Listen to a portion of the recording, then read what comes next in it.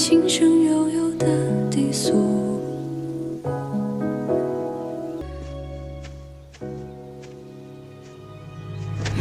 天魔者，在我面前装神弄鬼！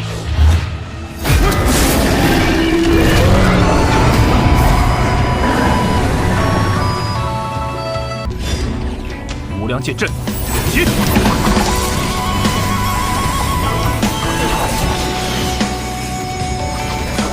剑去，跟之前一样。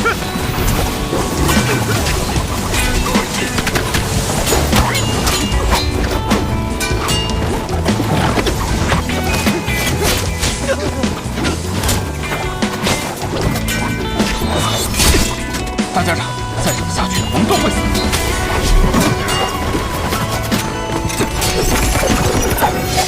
还请大家长为我们找出一丝破绽。你们有办法，定不会让大家长失望。好，那就让我给这个玄剑仙送上一条死路。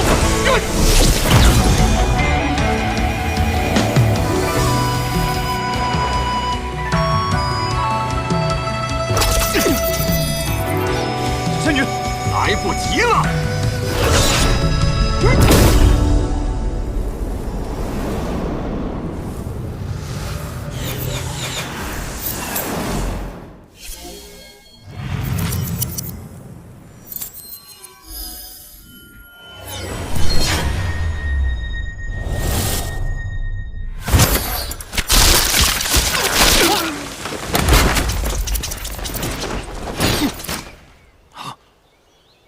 暴雨梨花针一共27枚细针，唐门中了3针，我结下了23针，还剩1针。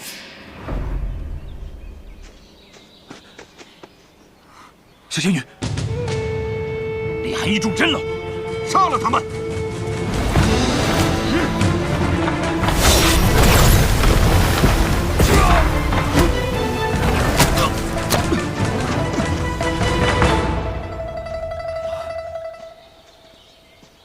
刚才赵玉珍强行使出神游一剑，必定对他反噬极大。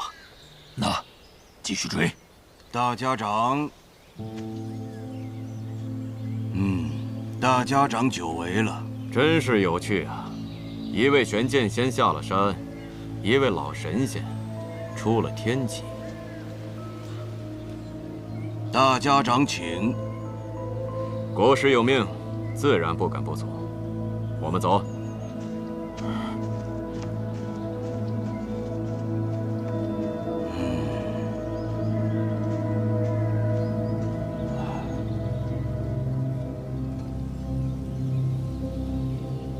我真的来晚了吗？我要找全城最好的大夫。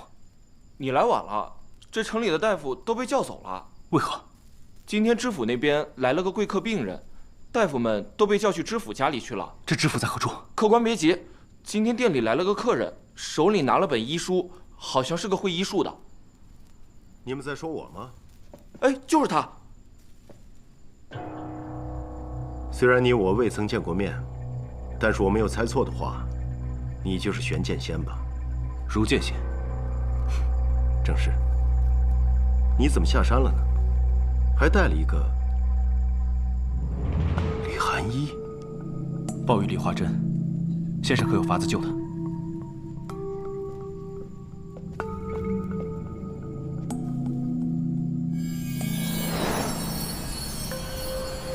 我拦住了26根针，但是还是有一根。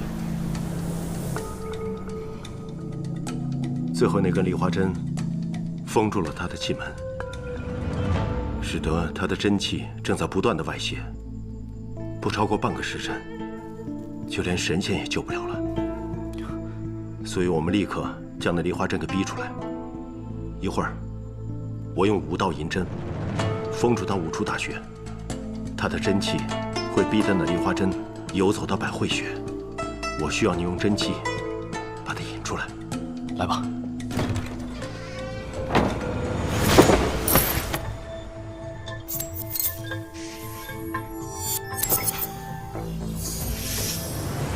1针鸠尾，2针神阙， 3针七海，4针关元，5针终极。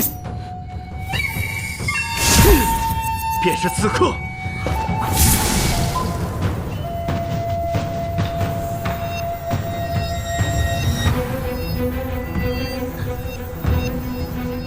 不愧是玄剑仙，引。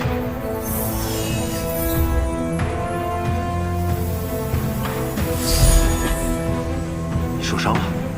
区区小伤，不足挂齿。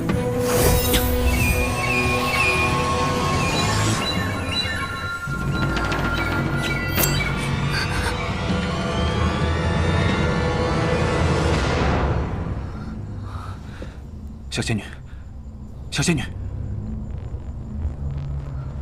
没事的，放心吧。你跟梨花针呢？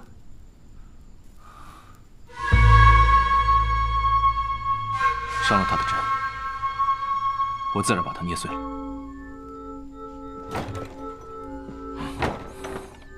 国师，一柄万卷书，行遍万里路。谢道友，多年未见了。国师，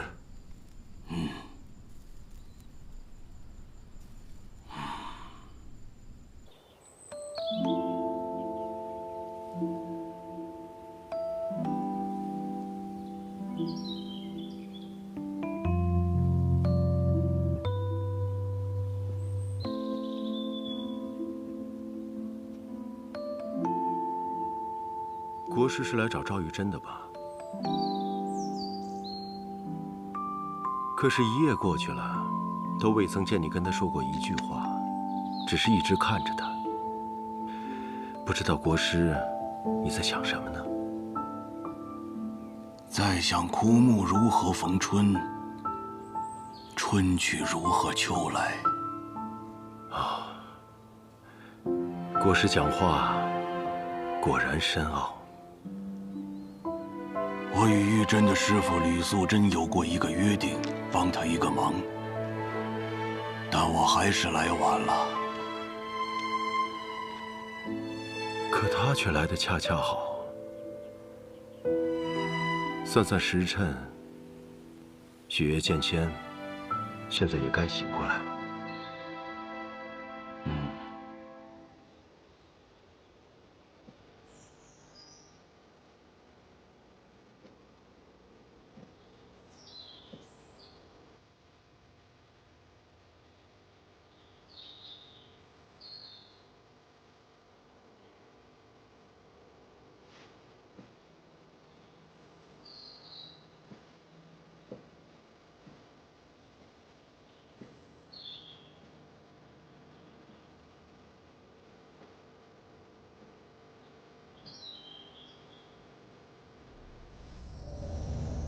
我一直在想，我们的重逢会是如何。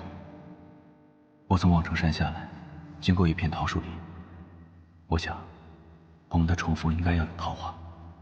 练习了这些桃花瓣，你可还满意？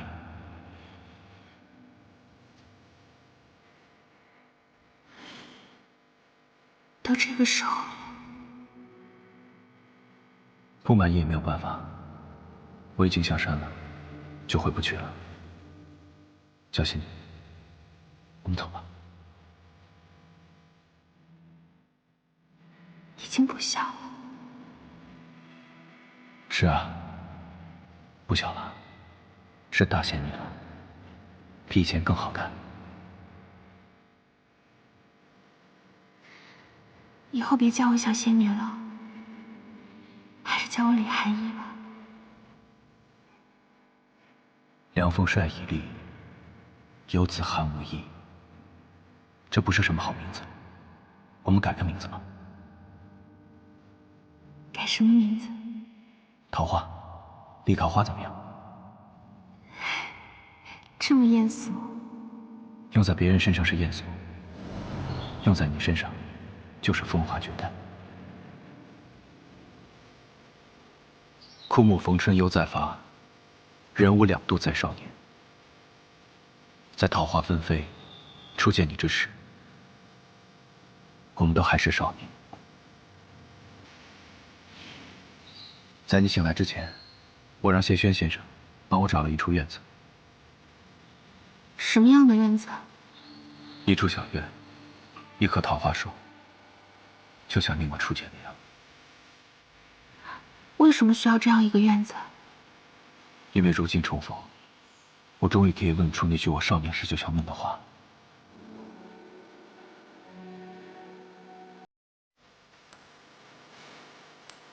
小仙女，做我娘子多好。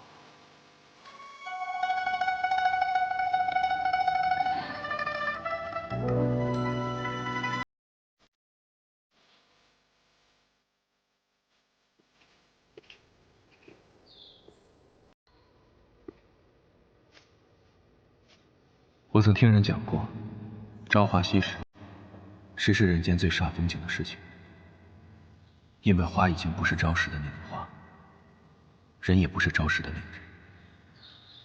这说法实在是可笑。人会变，是因为那人的心不够真；花会变，只是因为那朵花不够美。幸运的是，我依然是我，花也依然是最美的那朵花。朝花夕拾，真是太幸运。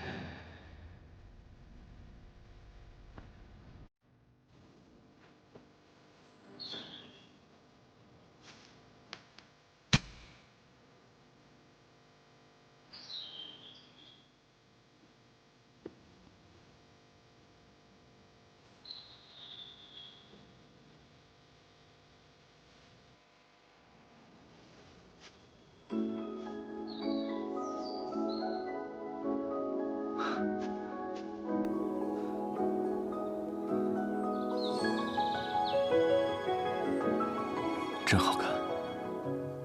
因为遇见你，所以才好看。我真应该早几年下山。我这一生，从未像此刻这么开心过。可我们这一生，才刚刚开始。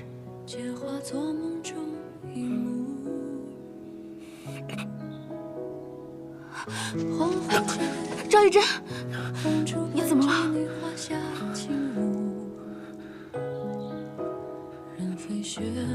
小仙女，我就要死了。赵玉珍，桃花帘外开已久，恋中人比桃花羞。小仙女，我就说你是个姑。有吗？可是我还是说错了，你应该是仙女吧？很高兴。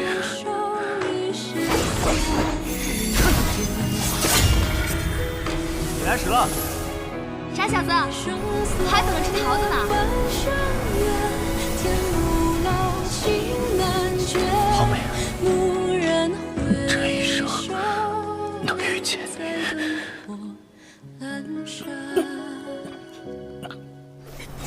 小仙女，你怎么又戴着面具了？戴着面具好丑的，你还是摘了面具更好看些。真好看，连声音也这么好听。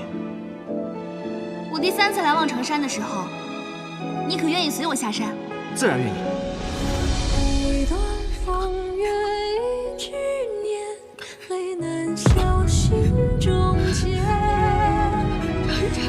谢谢赵玉珍，赵玉珍。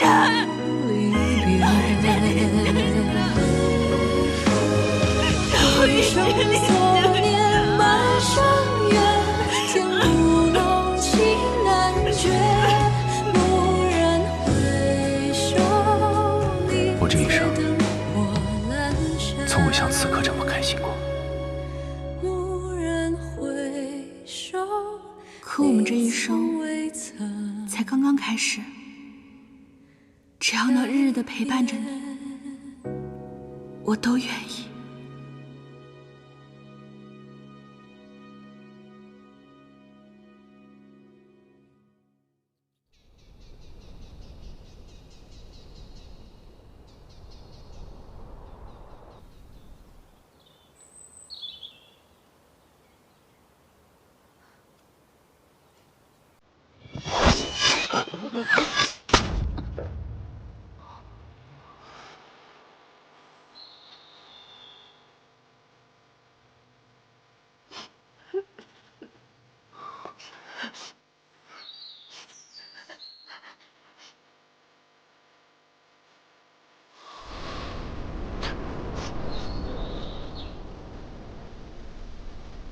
这桃花，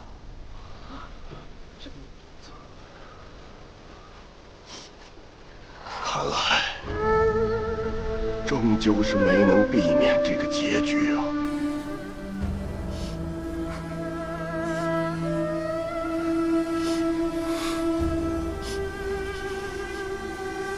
我望城山人，只求结发寿长生，不理人间纷扰事。但是这件事不行，望城山众弟子听令，弟子在。望城山誓报此仇，誓报此仇。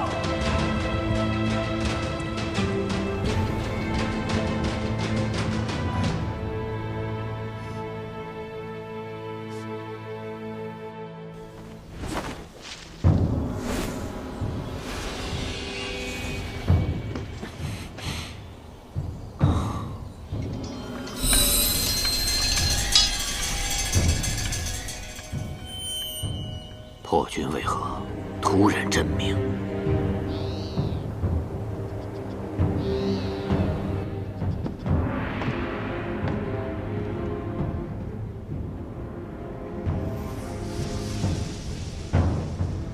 白日之中，为何突见星辰陨落？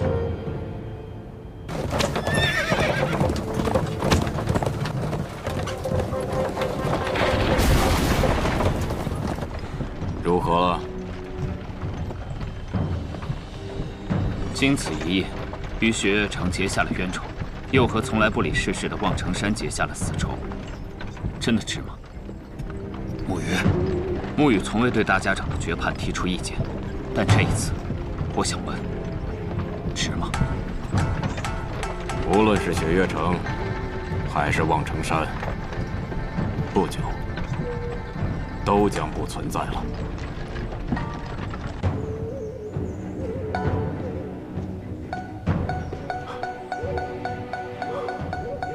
国师啊，你有听到方才的声音吗？入魔之咒，我去看看。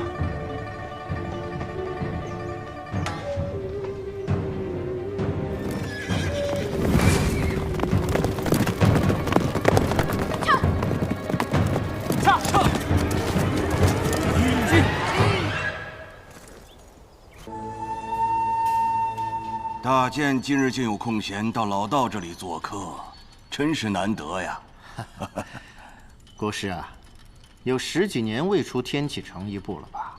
是什么重要的事情，让国师亲自去啊？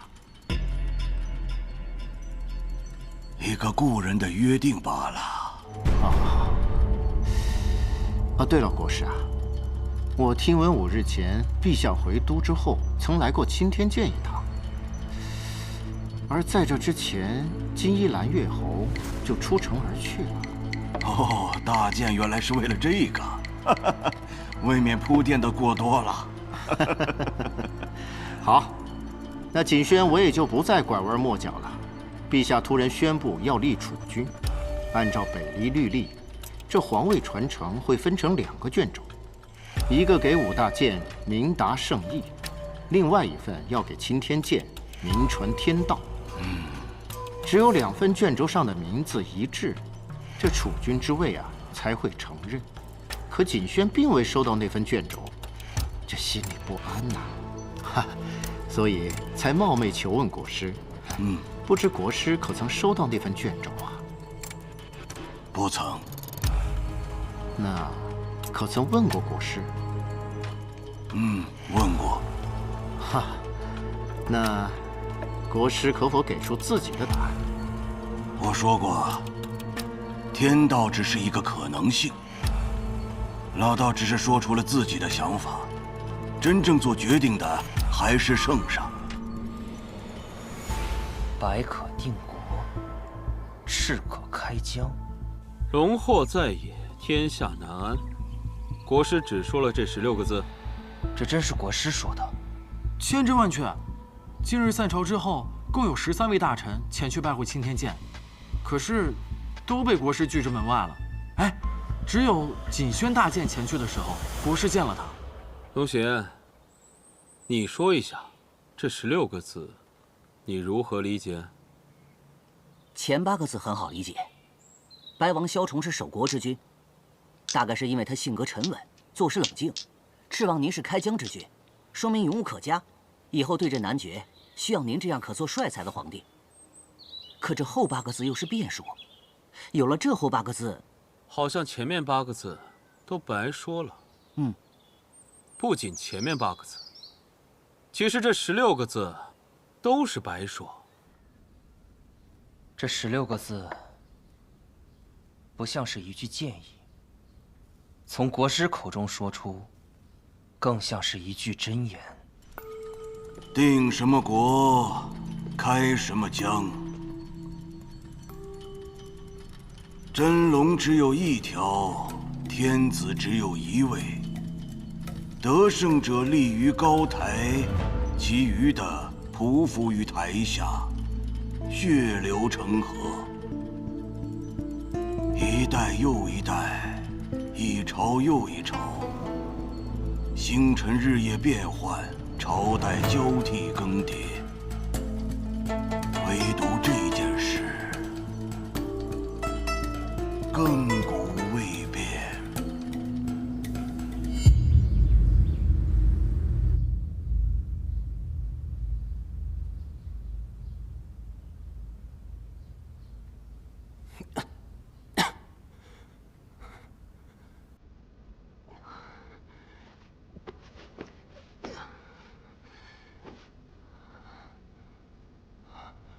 大师兄，大师兄，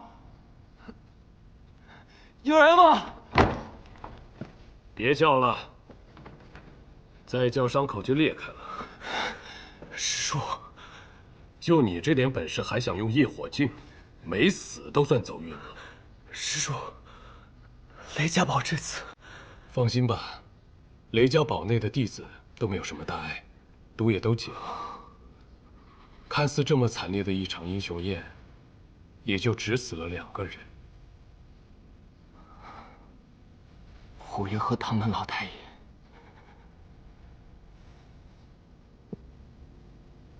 足以让整个江湖都震动的2个人。此事之后，江湖的格局就要变了。都怪我就应该早点来的。别太伤心了，他这么多年一直受寒毒所扰，如今也算是一种解脱吧。对了，我姐找到了吗？没有他的消息传来。不行，我得去找他。就你现在这个样子，去了能有什么用？可是他现在很危险。就交给你师傅吧。你要是好些了，可以去看看你那位朋友，他的情况有些不妙。萧瑟，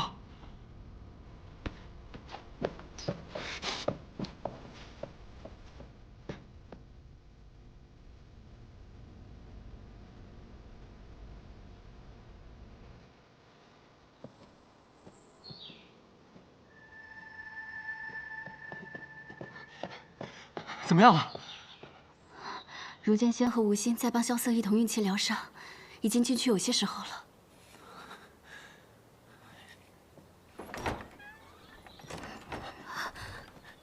前辈，萧瑟怎么样了？怎么样了？萧瑟隐脉本来就受损，此番强行运功已经伤及到根本。我们2人用尽了全力，也只能暂时压住他的伤势。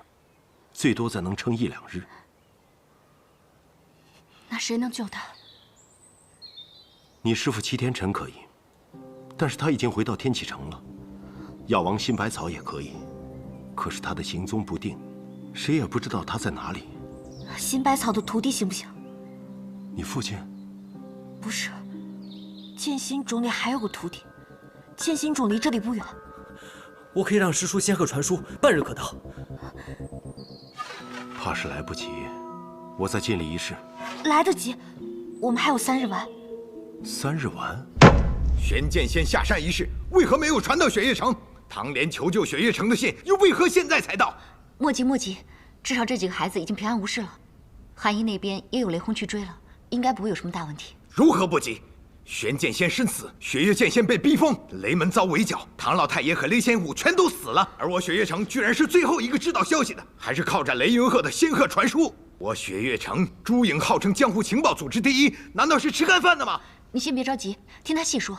说，近几日，所有派去打探消息回来的朱颖，全都被拦截了，有的被抓了，有的被杀了，好像是有人故意要封锁雪月城的消息。他们到底有多少人能够封住雪月城？最少有上百高手。到底是什么人，可以调动这么多高手？不行，我得去寻他们。不可，已经有2个城主不在了，你若再去，无双城那边怕有异动。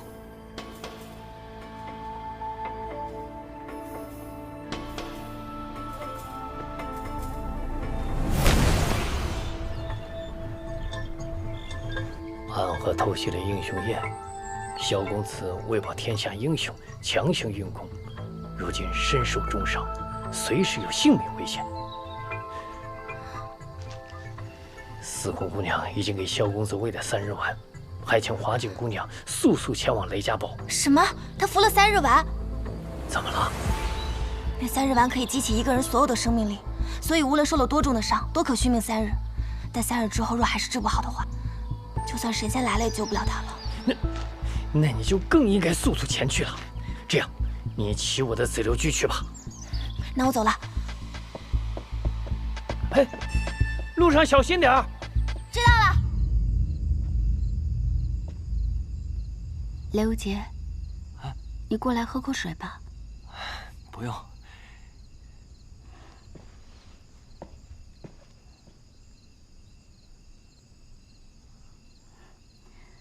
你也在这守了1天了，回去休息吧。你的身子也没比萧瑟好多少。没事儿，都是皮外伤。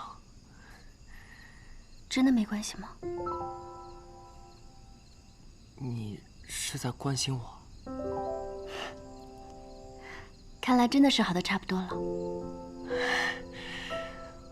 反正死不了。你说话可真有意思。那个若依姑娘，要不你先回去歇息吧，我在这儿呢。明天一大早，你跟千乐来替我就好了。好。哎。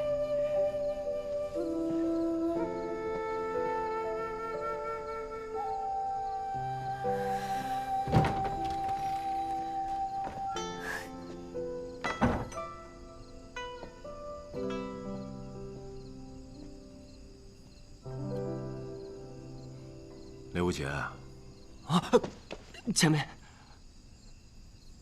你还记得当时在雪月城我送你什么礼物了吗？啊，记得，晚来雪。那你看了吗？没看。难怪你和女生谈话还是这般声色稚嫩。我谢轩送人东西啊，从来都是对症下药的。你不要以为《晚来雪》这本书在街面随处可以买到而轻视它。但是它对你来说是非常有价值的。哼，不开窍，不开窍啊！啊？难道我真的该去看看？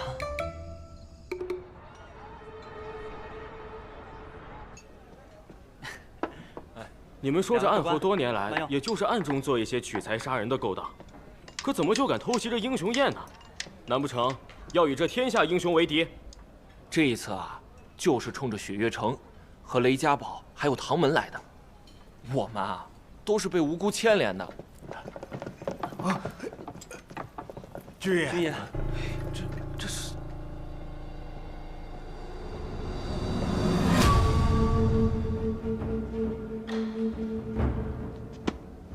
想必诸位是从雷家堡回来的吧？我有几个问题要问。没什么好问的。大胆！你可知我们将军是何人？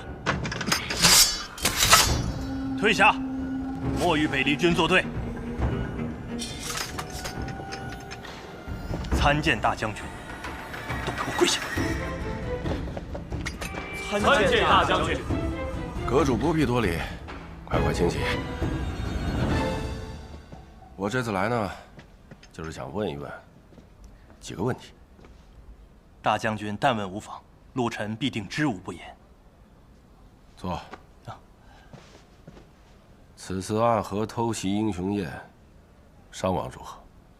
雷家堡雷千虎与唐门唐老太爷均已战死，不过却保全了现场其余人的性命。至于暗河，死伤未知，现场并未留下尸首。雪月城此次派出了许多年轻的弟子，他们赴宴来晚，正好赶上大战。不过陆臣并未见到他们。为何？据说他们当时在此战中都身受重伤，还有几个昏迷了过去，此刻正在雷家堡中接受救治。不过陆臣也只是听人传言，并未亲眼所见。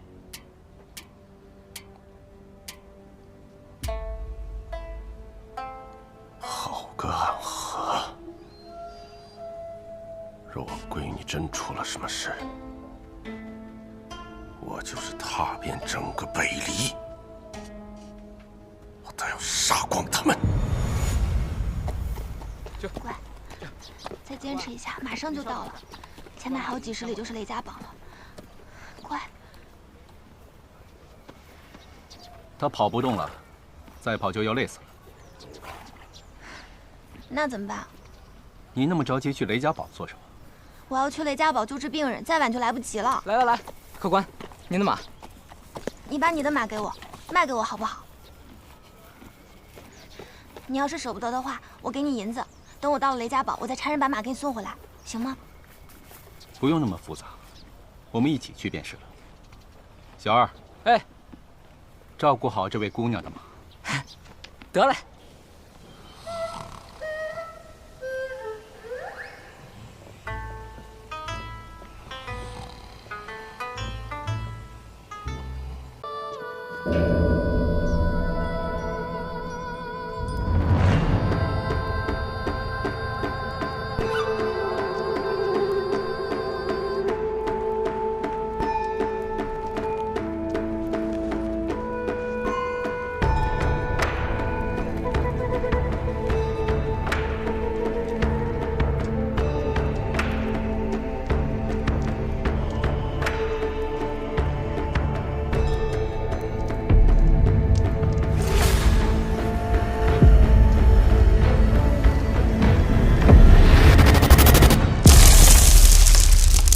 明德20年秋，寒水寺忘忧大师作画，以此为引，震动整个江湖的黄金棺材事件拉开序幕。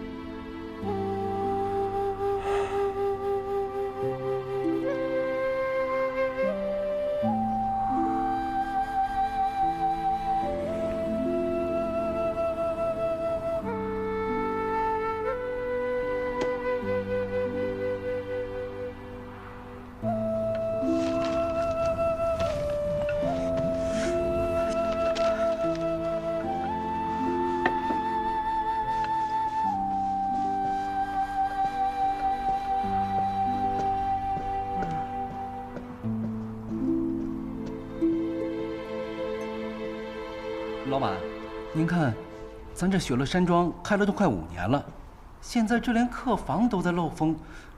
您看，您要不要花些银子把这客栈给修整一下？这样还……你懂什么呀？我萧瑟的客栈，要的就是风雅2字。咱们雪落山庄，背靠青山，面朝绿水。要是房间再多些颓败之感，那就更显风雅。这正是旅途中人所热衷的感觉。那是什么感觉？自然是在路上的感觉。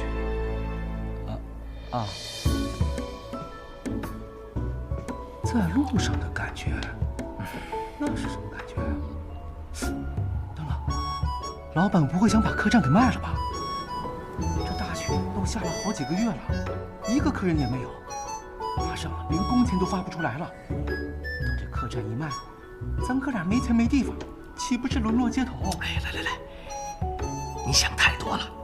就算咱这客栈白送给人家，人家都觉得破。这再说了，这老板的境界，岂能是我们这一介俗人所能懂的？你看，雪下这么大，咱们能看到的，就是一片白茫茫。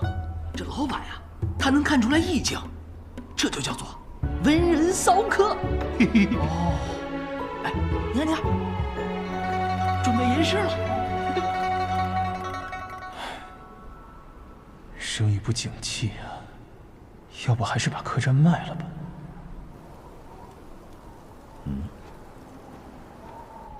来客人了。哎，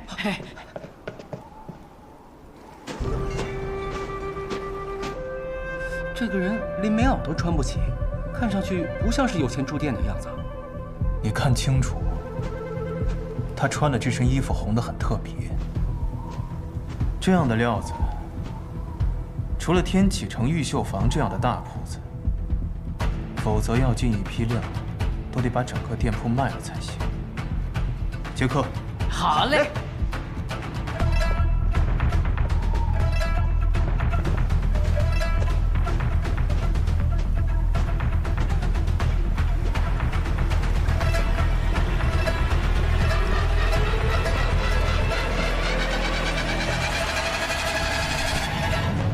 这位客官打尖还是住店？就这儿了。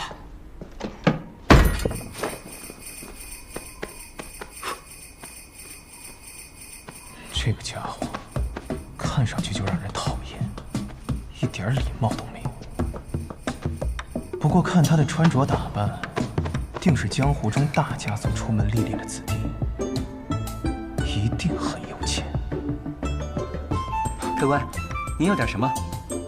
这种客官最是爱摆阔，是时候大赚一笔了。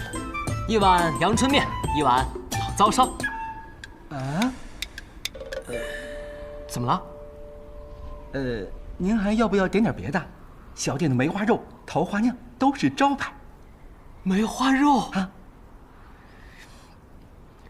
来一份梅花肉，定然是不行的。哎，不如你切一块在那阳春面当中吧。啊，一碗阳春面，一个老糟烧，6个铜板。哎，听说了吗？有人从寒水寺运来一件重宝，要去九龙门。哎，知道，江湖上都传遍了，据说谁能得到那重宝，就能号令天下。我怎么听说那重宝是一门绝世武功啊？明明是一个绝世美女。拉倒吧，寒水寺能出美女？那是老大说的。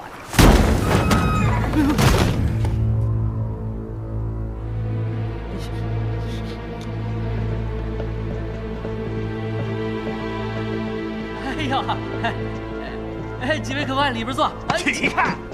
又是一帮没礼貌又没油水的家伙。客官，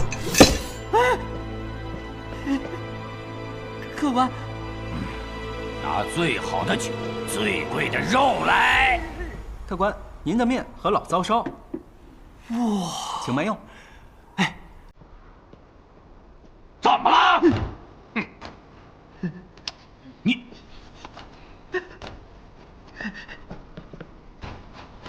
这几位客官，本店规矩，先收钱再上菜，所以各位到底是要几斤肉、几两酒，还是提前说好？你是谁啊？在下萧四，是这雪落山庄的老板。哼，我没钱。哦，但是你一定有钱。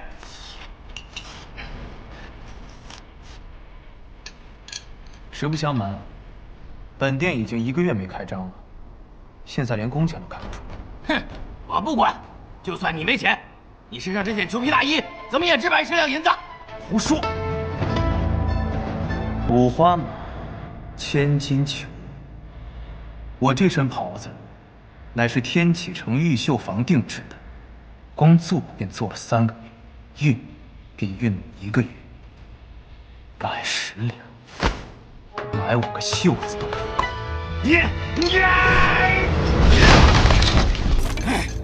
哼！我说你小子，到底听没听懂我说话？2两银子。什么2两银子？我说这桌子2两银子。你小子，老子今天是来打劫的，不是来打奸的。给我来上好的酒，上好的肉，再把值钱的东西交出来，要不然我杀了你的人，烧了你的店。打劫啊！那我就不能不管了。你是谁？雷无杰。雷无杰？正是。雷无杰是谁？不知道啊。雷无杰谁啊？没听过。江湖中有这行人呢。我初涉江湖，你们自然不知道我的名字。不过，没关系，很快我的名字便会名震。什么无名之辈，给我上！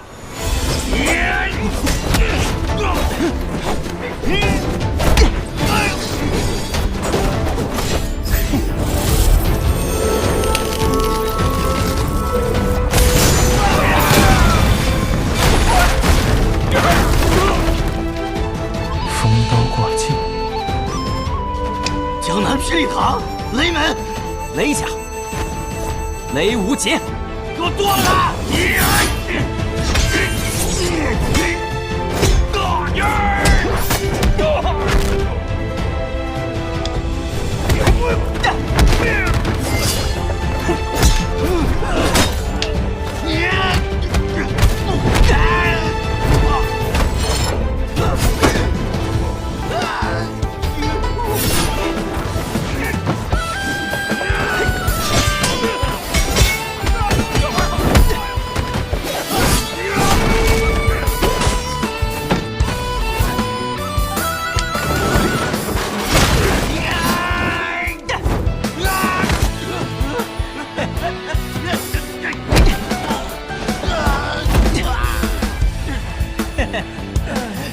这可是我的无方拳法，当然，我还有更厉害的东西。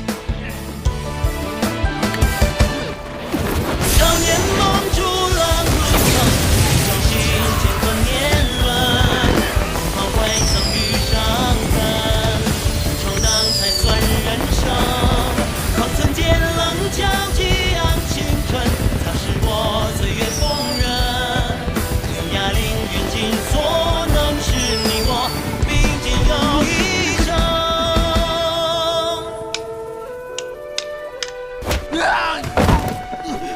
怎样？现在可知道我是谁了？还不快滚！快走！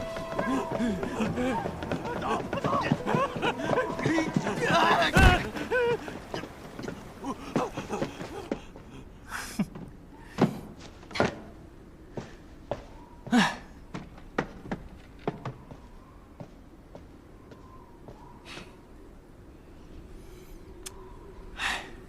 有道是大恩不言谢，路见不平拔刀相助，这些都是应该的，不用太客气了。我还急着赶路，还望后会有期。大恩不言谢，拔刀相助。那当然，哎，要不是我，那帮大汉早就砸了你的店，搞不好你们连命都没了。这难道不是大恩？你看看我这店，跟被砸了有什么两样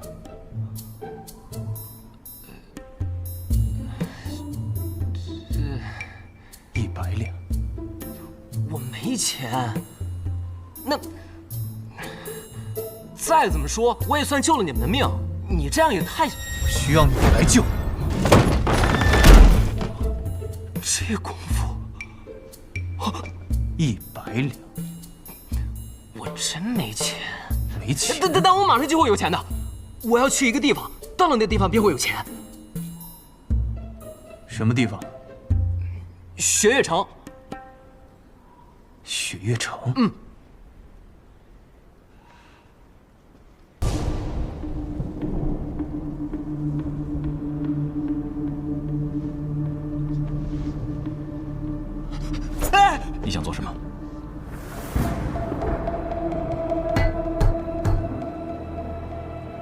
听声音准没错，纯金的。纯金的？纯金的又如何？值大钱了。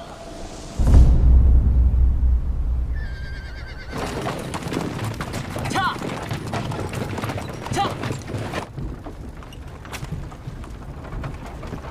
素未谋面，你就这么相信我？我不是相信你，我只相信他。这一点我倒是认同你的判断，毕竟这家伙除了武功好点，就没有脑子。骗人这种事，他确实干不出来。那你呢？我把我最好的2匹夜北马拿来给你拉货，你还不信我？师兄，别理他，他就是个马贩子。这一路上除了听他夸他马好以外，就没听过他说别的话。雷兄弟，你暂时没有拜入师门，师兄这2字，我想你可以不用叫得这么着急。哎，好的，师兄。所以你真的不知道这棺材里装的是什么？师尊并没有告诉我，他只是让我把它运到碧罗城的九龙门。另外，和我说了一句话。什么话？千万不要试图打开这具棺材。掐！掐！听你这么一说，我倒是对这棺材更感兴趣了。千万不要对它感兴趣。我这一路上遇了10几波杀手，那么多人对里面的东西感兴趣，拥有它是一件很危险的事情。所以你这一身的伤是那些杀手？只是月姬和明侯，其他的不过是一些……其实关于这黄金棺材的传闻，我倒是听过一些。你都知道些什么？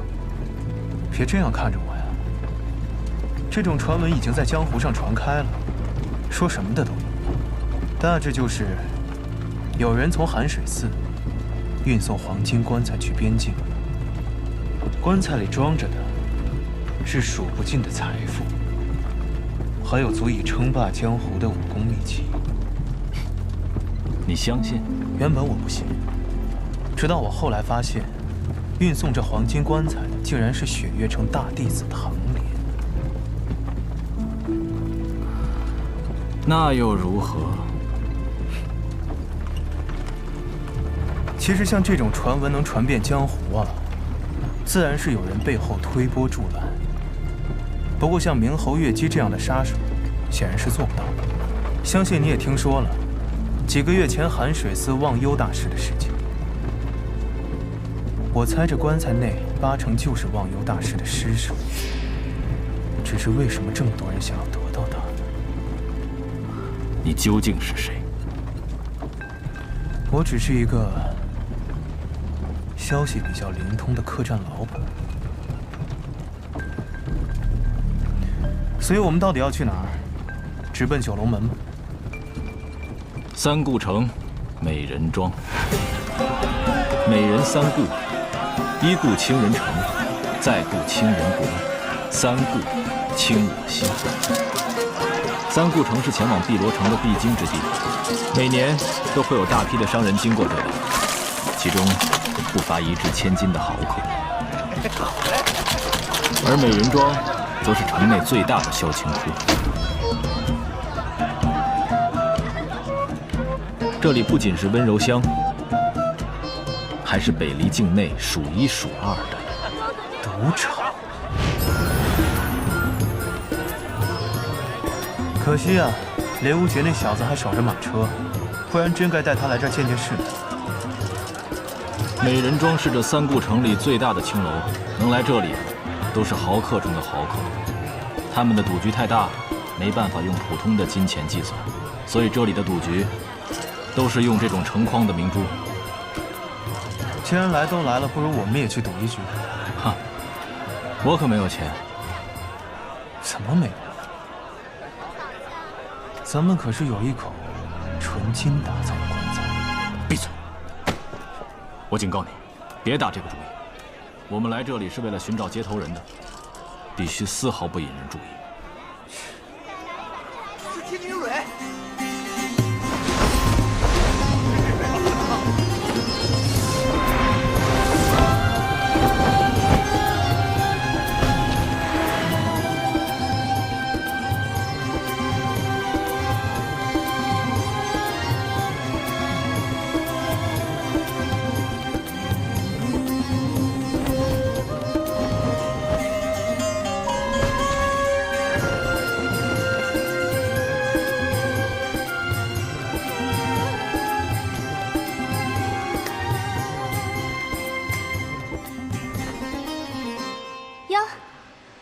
不是莲吗？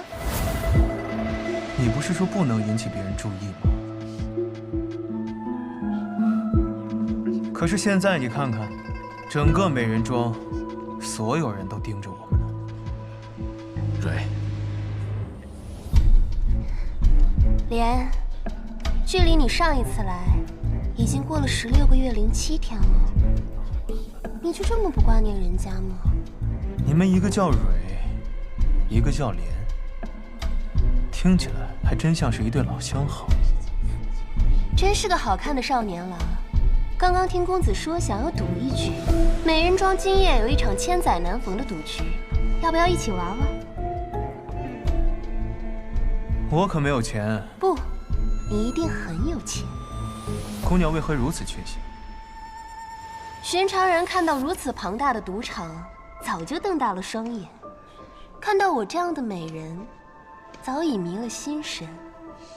但你却是一副懒洋洋的样子，仿佛这样倾城的财富、倾国的美人，在你眼里都是稀松平常的。你说，你是不是很有钱？蕊，现在不是说这个的时候。你的接头人至今也没来，但东西已经准备好了。你要小心，这几天不断有顶级的杀手为了那件东西涌入三顾城，他们中有很多人不好对付。公子还想赌吗？我有一座山庄，名叫雪落，大概值10匣这样的珠子，不知姑娘可愿先借我一匹？好说。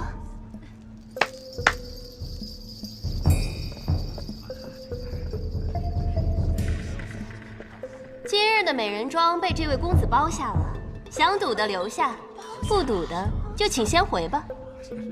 天女说笑了吧？区区2匣明珠就能包下美人庄？这位公子看上去有些面生，怕是不懂这里的规矩。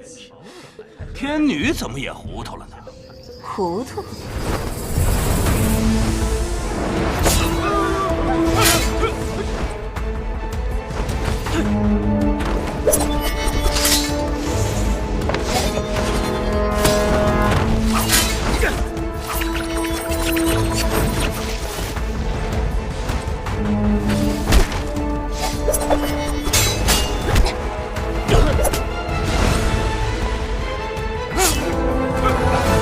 在家做错何事？好了，我也就是吓吓你。至于为什么吓你，我只是想让在场的人知道，这位公子的赌局不单是金钱局。莫非是生死局？没错。这生死局是什么意思？光听名字就知道了，输的人不光要留下钱财，还要留下性命。我什么时候说过要这么赌了？哼，这个小丫头，我知道你想要帮你的小情郎，但是你也要知道，仅凭这三顾城美人庄，镇不住这个场。是你，我们又见面了，唐莲。不过这小丫头说的也对，愿意入局的留下，其余的人可以清场了。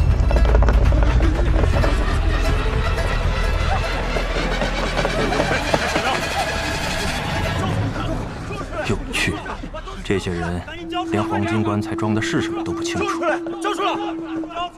还敢来凑这个热闹，聒噪！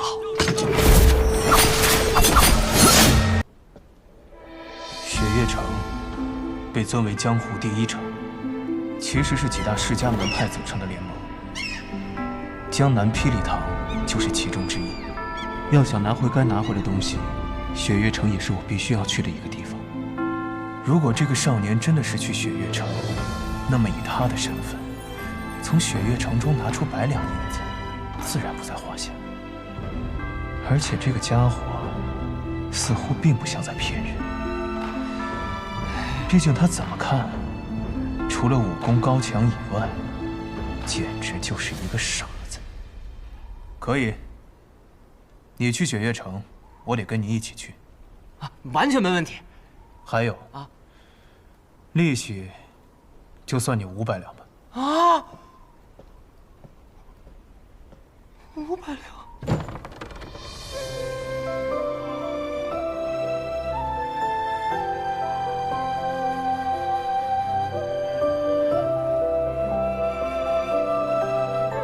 也是好多年没出去了。雪月城的几位城主，我们也该见面，聊一聊当年的事。绿蚁新醅酒，红泥小火炉。晚来天欲雪，能饮一杯无。兄台好雅兴，这酒我们可以喝，但马车上的东西你可得留下。哦，你们可知道这辆马车里头装的是什么？哼，不外乎金银财宝。你们这样说，倒也未尝不可。少废话，乖乖的把东西交出来，不然的话，这大雪天的，你们跟了我一路，实在是过于辛苦。但是你们要的东西，注定是拿不到。我想，还是请你们喝了这杯酒，然后。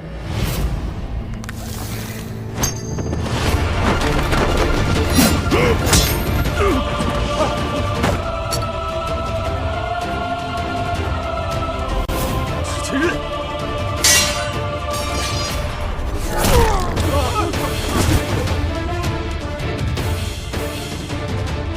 派你们来的人，或许没有告诉你我究竟是谁。这趟镖，不是你们这种小角色能够动得了的。你是蜀中唐门的人。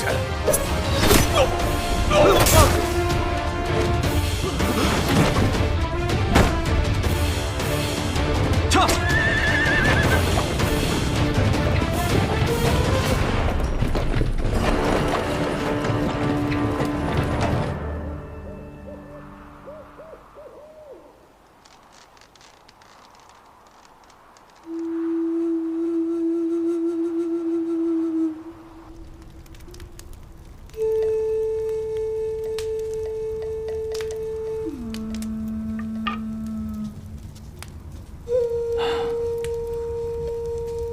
师尊这次托运的是什么？这一路上竟引来这么多的高手。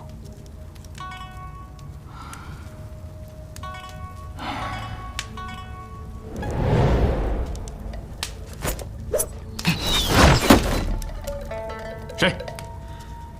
雪月城唐莲。你知道我的名字？我们还会再见的。站住！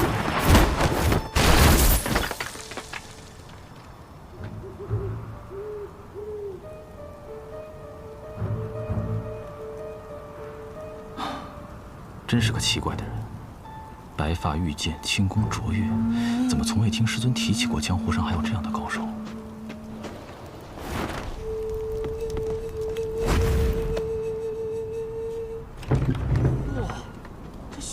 太大了，都不知什么时候才能消的。还好我的马是千里挑一的神骏，不然咱们都得被这场雪给埋了。不，你这一路都在说你的马好，你是卖马的吗？少废话，进去生个火。装模作样。啊！哼！哎！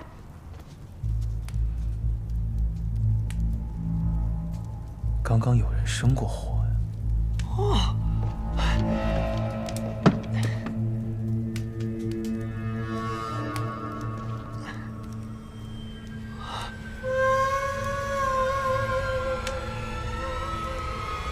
太好了，这下方便了。我还怕那柴胡太师怎么都点不着呢。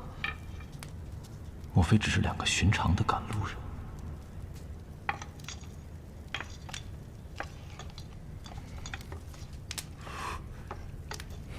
快点！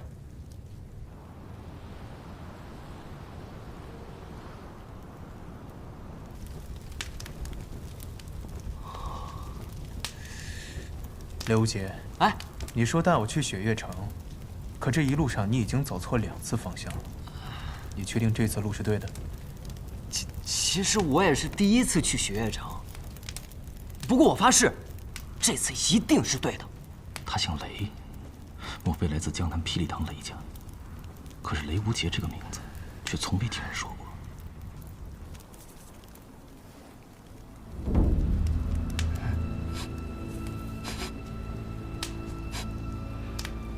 你属狗的吗？闻什么呢？你有没有闻到一股味道？什么味道？是花香，蔷薇之香。蔷薇？这个天气会有蔷薇啊？这是蔷薇露的味道。蔷薇露出大邑、占城、爪哇，并且只有天启城的百花阁才有的卖。这儿怎么会有？想不到在此荒郊之地，还能遇到能识风雅之人。我苦求百花阁主多日，他才卖给了我这1瓶，却一下就被你闻了出来。风高月冷，姑娘要进来坐坐吗？不必了。这是月姬笑送帖，明侯怒杀人。这就对了，这就对了。什么对了？他们2人就是月姬和明侯，杀手榜上位列第9。除了霸占杀手榜上前8席的暗河组织之外，绝对是江湖上最厉害的杀人王组合了。那照你这么说，他们送了我们帖子，岂不就是要杀我们呀？你兴奋个什么劲儿？其实帖子是送给里面另一位朋友的，只不过我们的规矩就是接了帖子的都得死。所以今夜2位的命就都一同留在这儿吧。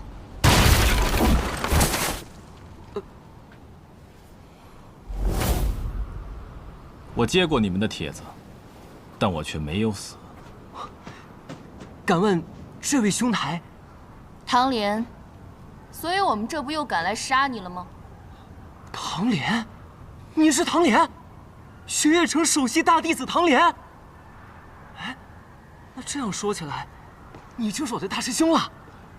我雷无节，我是从江南霹雳堂雷家堡来的。我也是雪月城的，小心！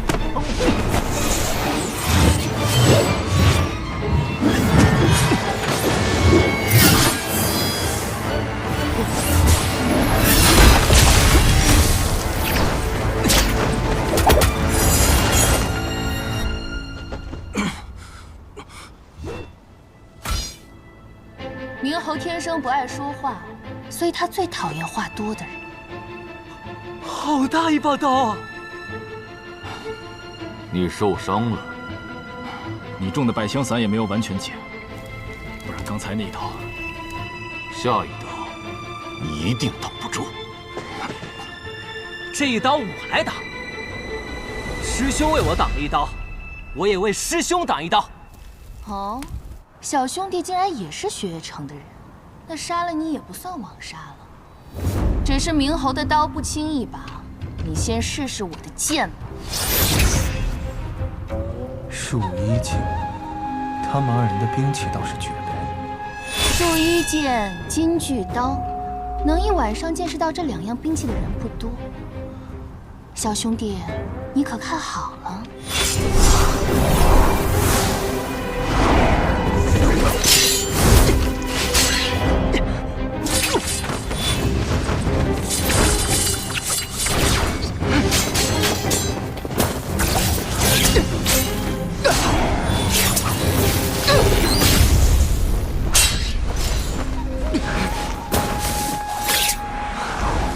素闻江南霹雳堂雷家火器天下第1，却没想到小兄弟的内力也如此惊人，竟能赤手握住我的树衣剑。哼，你的剑我见过了，可我的拳你还没见过呢。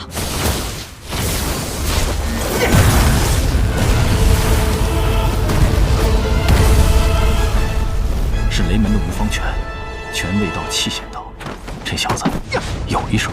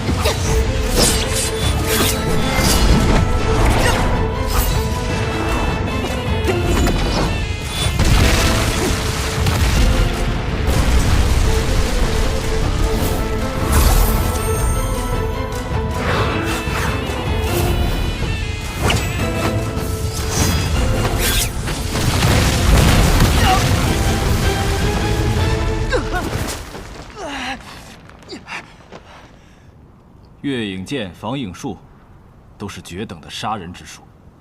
再绝等的杀人之术，没有杀掉该杀的人，也是没有用的。我输了，刚才那局是你胜了。小兄弟说笑了，我们杀手没有输赢，只有生死。想不到初入江湖就能遇到这样的对手，是我刘无杰的幸运。这是雷家宝的火灼之术，怪不得他的头发会发红。月姬，我们走。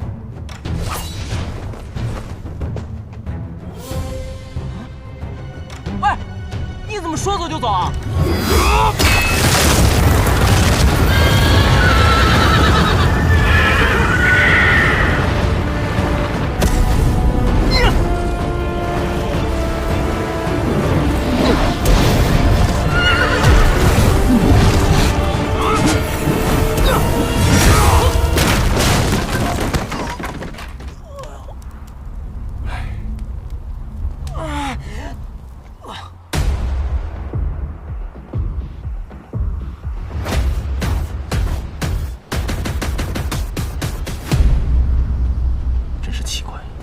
占尽上风，为何要离开？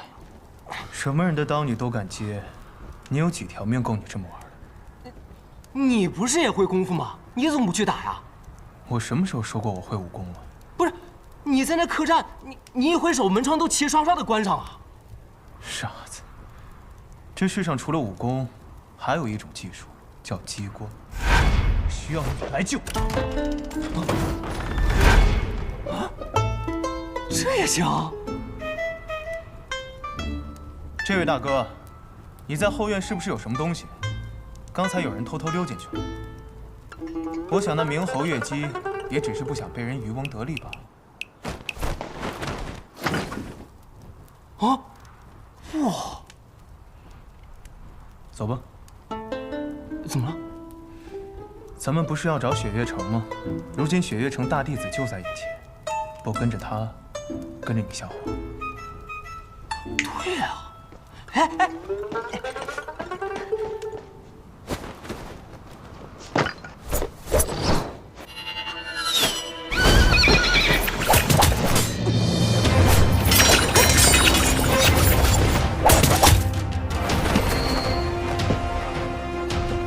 上不得台面的家伙，只敢做些偷鸡摸狗之事。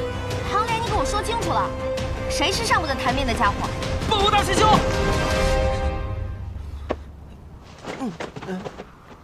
千洛，三师尊知道你来吗？你不会又是偷跑出来？谁说的？我就是出来游历江湖，恰好路经此地。这是什么情况？看来还是偷跑出来的。我现在有任务脱不开身，只好传书给三师尊，让他把你领回去。唐莲，你敢？大师兄。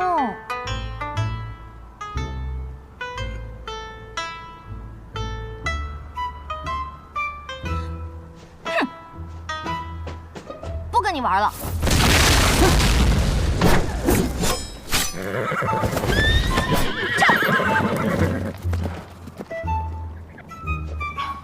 青山不改，绿水长流。唐莲，你给我等着！刚才那位是司空千洛，姓司空，莫不是枪仙司空长风之女？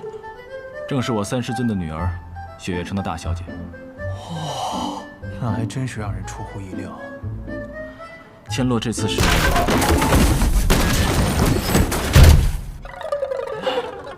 真的是有些过分了。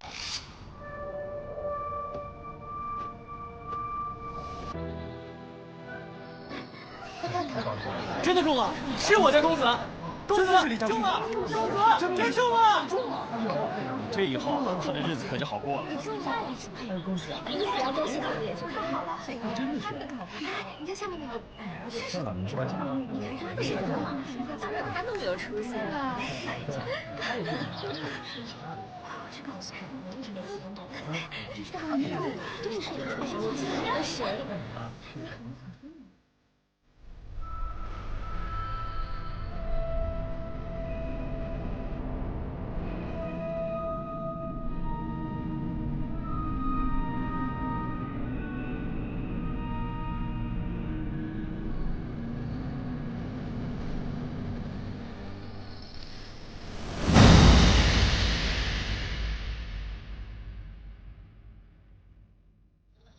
公子，夫人叫您吃饭呢。公子，公子，我的儿啊！你死得太冤呐！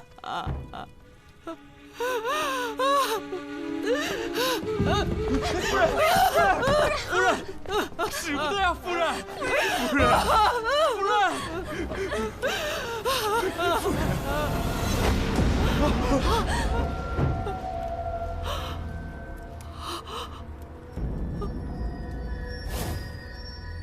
这是公子的衣服，怎么会落下来呢？天哪！儿啊！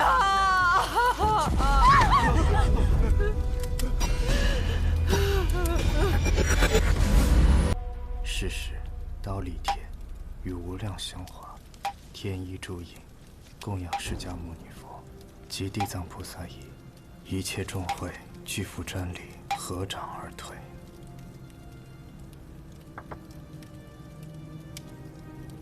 夫人宽心，小僧已为杜公子诵经超度，公子当以往生极乐。待贫僧去点上香烛。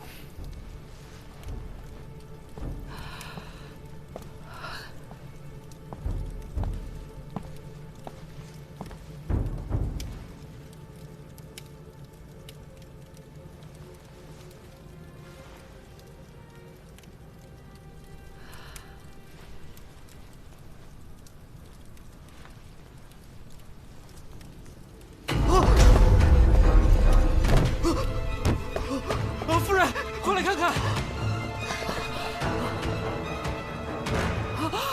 人，夫人，夫人，夫人！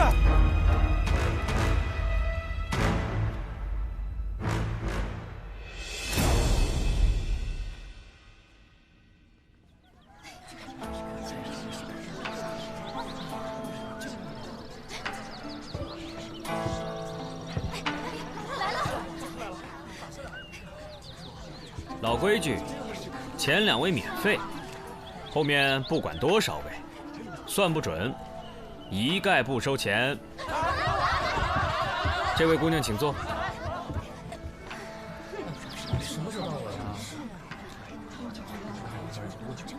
这位姑娘，眉宇隐隐发黑，身上有阴气，却不似恶鬼缠身，一定常与往生者打交道。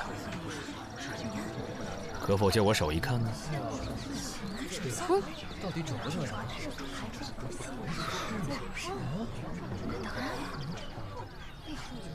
你是仵作吧？我是个仵作。这大师真是继续传啊！太厉害！哎呀，这位姑娘月得生辉，红鸾星动，眉目中含羞带臊。姑娘此番可是来求姻缘吗？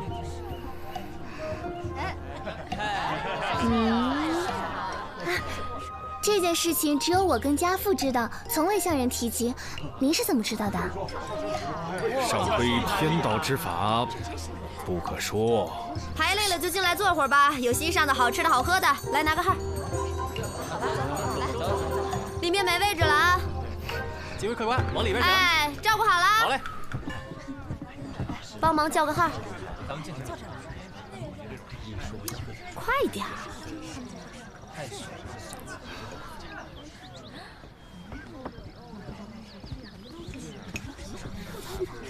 嗯。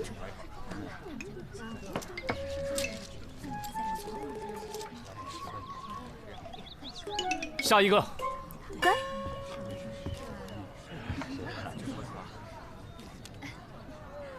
先生，帮我打一卦吧。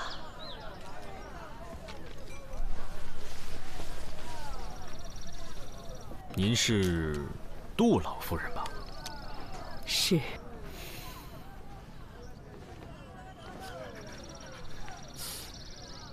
白发人送黑发人，唉，您老千万别悲愁垂涕，节哀顺变吧。不瞒先生，我那过世的儿子又回来了。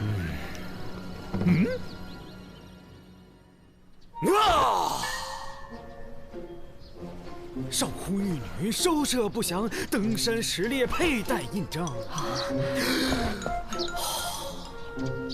头戴华盖，足涉魁罡，左扶六甲，右卫六丁。前有皇神，后有乐章，何神不服，何鬼敢当？急急如律令，急急如律令。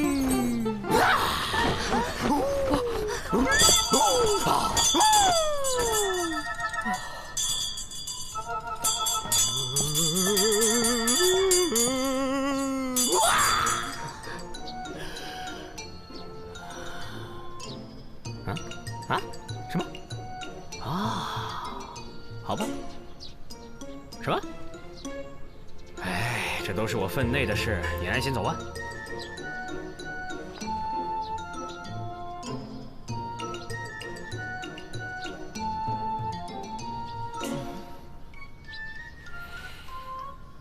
就是这样了。就是哪样了？就是这样了。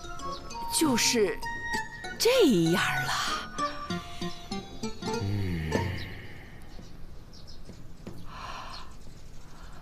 杜公子迟迟未出现，必是已经安心投胎了。夫人，这是好事啊。哦，阿弥陀佛，还不快给大师拿酬劳！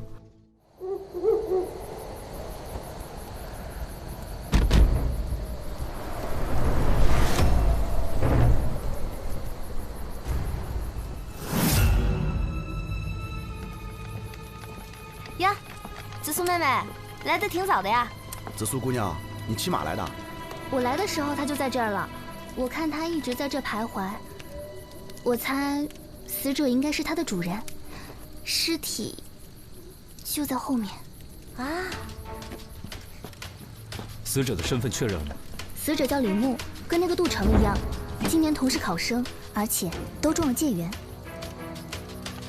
走，我们看一下。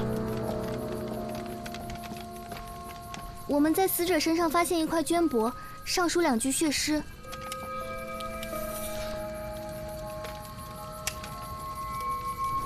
纵使东巡也无益，君王自领美人来。这不过是兄。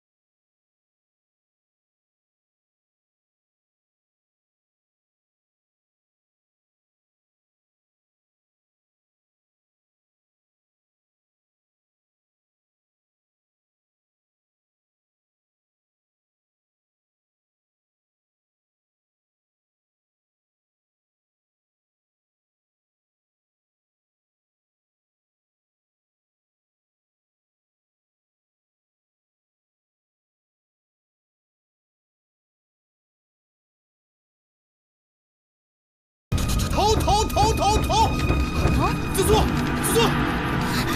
快跑，自作，快，自作，出来。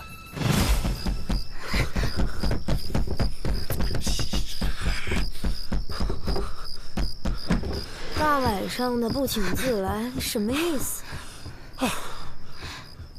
你千万别怕啊！有我呢，我告诉你啊，所有的鬼都怕我，放心好了。怎么了，你们两个？我真见鬼了！死去的书生回来索命来了，死人的头擦飞升好几丈远。子素别怕啊，就在你们隔壁的南小街。好啦，喝口酒压压惊，喝口茶定定神。你的酒，三炮。紫苏妹妹，你的茶。我去睡了，走的时候把门带上。干嘛？贪收费。知道了。这茶，一杯茶，一杯酒啊。四娘，你家的茶好辣。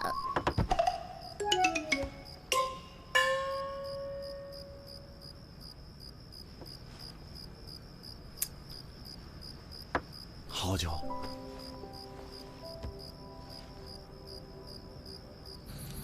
出来。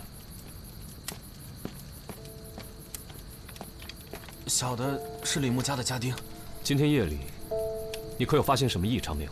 小的早早就伺候公子睡了，可是后半夜听到公子的房间里有响动，接着公子就跑出门，径直走到马圈，骑着马就冲出去了。公子好像魔怔了一样，小的还听他不停地喊着什么“冤魂索命”啊！公子真的是被恶鬼缠身了。你家附近就只有这一条小路吗？啊！你在上面干嘛？你管我？我登高望远，思路比较开阔。我问你，死者生前可与同住宣阳坊的杜成认识？我们家公子跟杜成是同窗，曾经拜在一个先生门下，不过这也都是3年前的事儿了。那这3年间，他们之间来往的多吗？以前时常一起吟诗作对，后来也不知道咋回事，来往就不多了。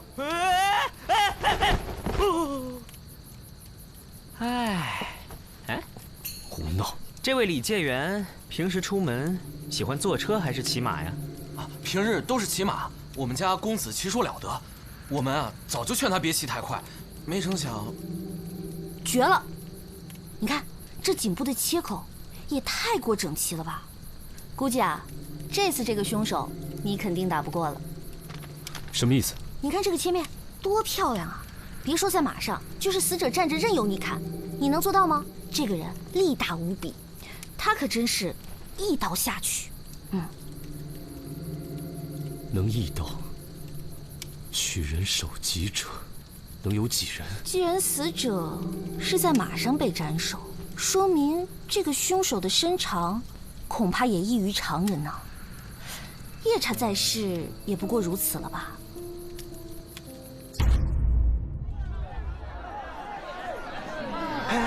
听说没有？那个落马上吊不成了，昨天晚上黄昏索命，杀了介元李牧，还把人头给割了。哎呦，还有这事儿！不止如此，还留了一首血诗呢。纵使东巡也无益，君王自领美人来。君王就是考官呐，美人就是李牧，意思是李牧会考官舞弊。八部，小二，来壶花茶。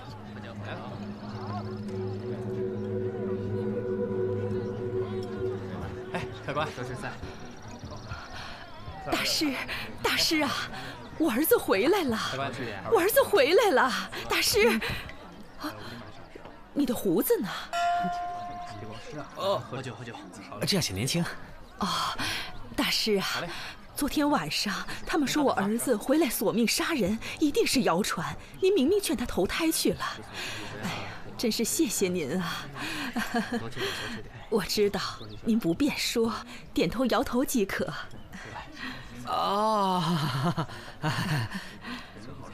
他绝对不会现身的，我估计已经转世了，没准都出生了。好啊，太好了！愿他生在富贵人家，少吃些苦。多谢先生了，这是给先生的报酬。这怎么好意思呢？小事情。我先出去了。干嘛呢？这忙不开呢？啊，我肚子饿了，我出去打个牙去。恩人，你何必出去吃啊？我做菜的手艺还算不错，你要是不嫌弃的话，我这就去做菜给你打牙祭。当真？啊！你不是想把银子拿回去？啊不，我要这钱做什么呀？这都是你应得的。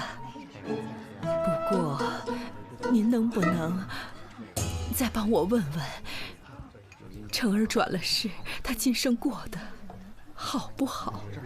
啊，小意思了，这事儿包在我身上。要不咱们先去看看厨房？您请，这边请。我是西域人，口重，酱油佐料您只管多放啊。四娘，你可知道这长安城有哪些善于刀斧的人？长安城最善用刀斧的人，就站在你面前。那你可有把握，一刀就把人头砍下来？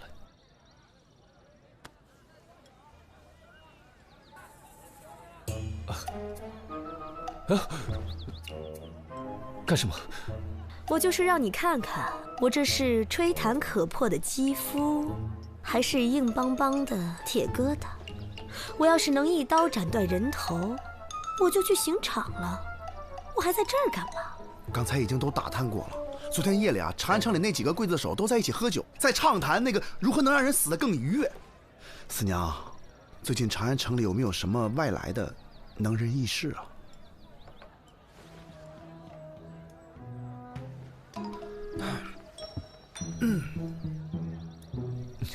消息还没探呢，又想要钱。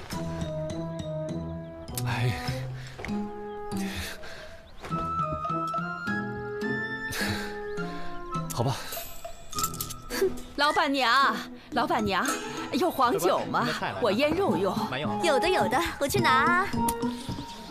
老大，我们就不应该来，不应该带钱来。客官，里面请。姑娘这是怎么了？小二，没事吧？喝醉了，怎么叫也叫不起来。这位官人，您是？大理寺少卿李治。二位客官慢走。你可知道你儿子跟李牧的关系？以前成儿和李介元是同窗，近日他们有无局语？这个老身就不知道了。你这次是来探案，不是跳大神的。知道了，知道了啊。几位官爷，慢慢看吧。要没什么事儿，小的先行告退了。去吧。等等，去把那些显字的纸钱拿给我。好。不是，老大，我突然好热啊，我出去凉快凉快啊。站着。不是我吧，我三炮上房。好嘞。你去哪儿？上房啊。这儿怎么了？看看这火盆的上方，这梁上有没有铁环之类的东西？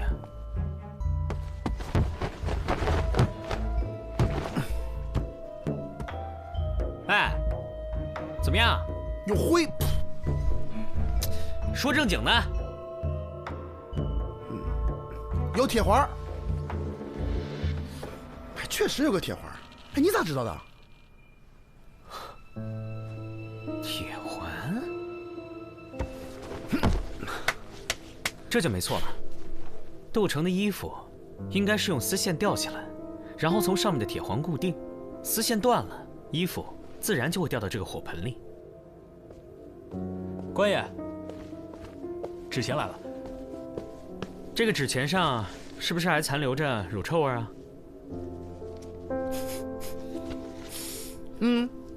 所以呢？所以会显字啊？什么意思啊？应该是有人事先用了乳汁在这上面写字。当纸钱靠近火盆，一受热，字就会显形了。低级骗术，不值一提。这纸钱有谁动过？这纸钱是从寺庙买的，买来的时候是新的，我拆的，之前没有人动过。萨摩，你再看看那边的灵牌。我都看过了，没问题。哎，三炮啊，你去看看，看看有什么机关没有。老大吧，这死者为大，你知道吧？去，要不我去。有什么好玩的吗？哎，双叶，你来啦！啊，快去！四娘让我来告诉你们，她那边收到了风声，说长乐坊东顺大赌庄最近新招了2个力大无比的高人保镖，身长9尺。哇，9尺！哇，那可真算是高人啊！三炮，啊，跟我走。哦，就是嘛，这灵位也没什么好看的啊，我们去赌坊吧。啊。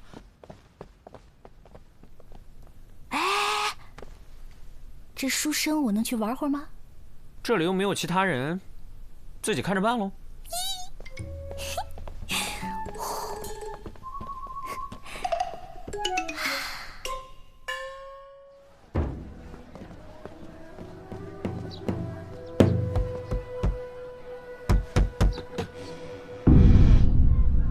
搞啥子嘞？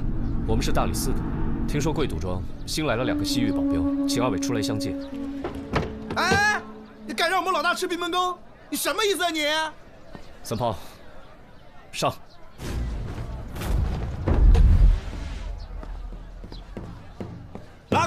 哪个喊你们进来的？不想活了噻？干啥子？啊！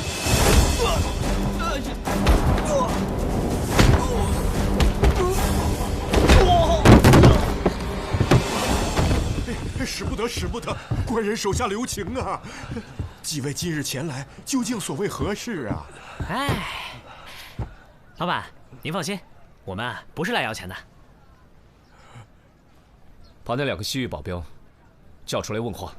还请少侠高抬贵手，那2个保镖是小人捏造的，本庄并没有这2号人物。不是，那你编那瞎话干嘛？只因本庄近期经营不善，赔钱太多，实在是拿不出钱来呀。为保平安，方才出此下策。几位官人明察呀，小的绝无恶意，只是借保镖的说辞来震慑那些别有用心之徒啊。把你们庄内武功最高之人叫出来问话。就是他。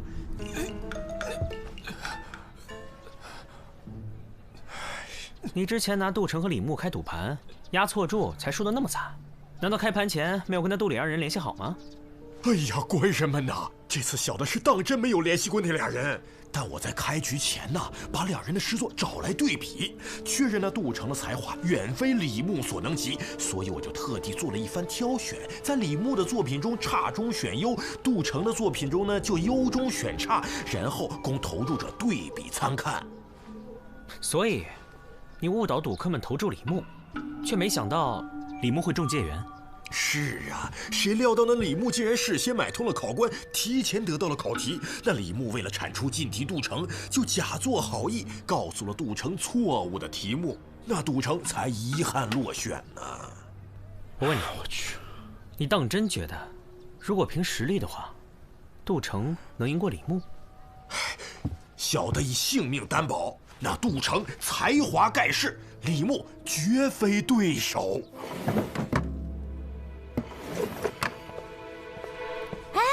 快来！你们快过来看看！哎，快点！怎么样，有发现吗？我已经把他从脚趾头研究到头发丝儿了，现在他的骨骼情况我可是了如指掌，比他娘还清楚。只可惜啊，他们家的家仆碍手碍脚的，非不让我把他给剖了。你别裹乱了。哎，老大，我这没什么发现，就发现一卷风筝线，但是没发现风筝啊。这不是风筝线，是冰蚕丝，这就是杀死杜城的凶器。什么？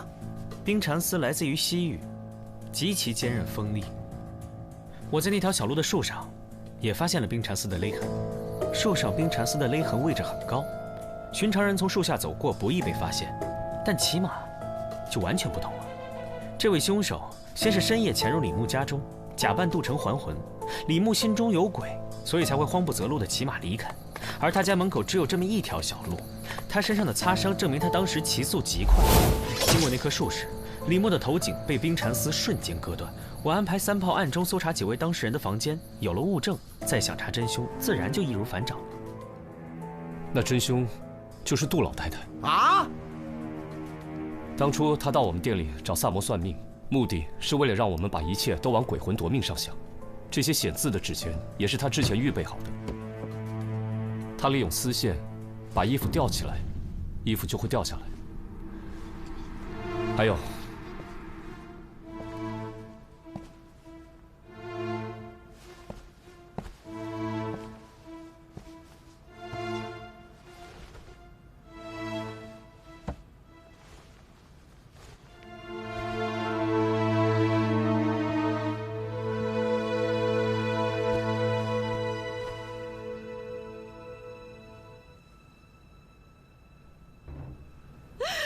让我随你去了吧！我还活着干什么呀？杜老太趁人不备拔掉了护手，使衣服掉了。之所以怀疑她，是因为当时只有她一个人靠近过这根柱子。这个杜老太看似手无缚鸡之力，若不是发现这卷冰蚕丝，我也不会怀疑到她的身上。不是，老大，这不应该吧？那你说这杜老太太图啥？等等，快来看我家程程。程程？哇，这尸体太带劲了！你就可劲儿折腾嘛。你看他颈部的勒痕，好赞吧？杜成是有什么自己儿子啊？他们说是白灵。哦。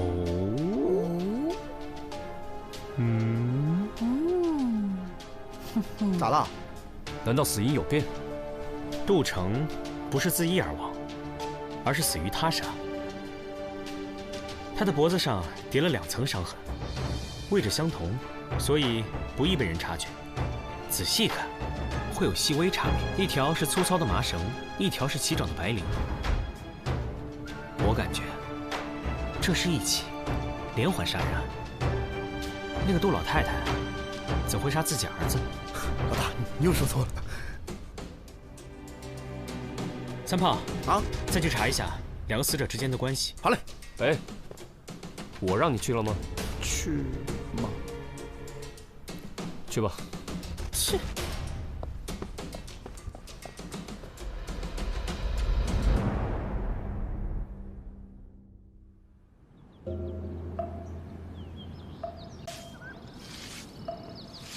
那杜老太有杀人动机，却没有作案时间。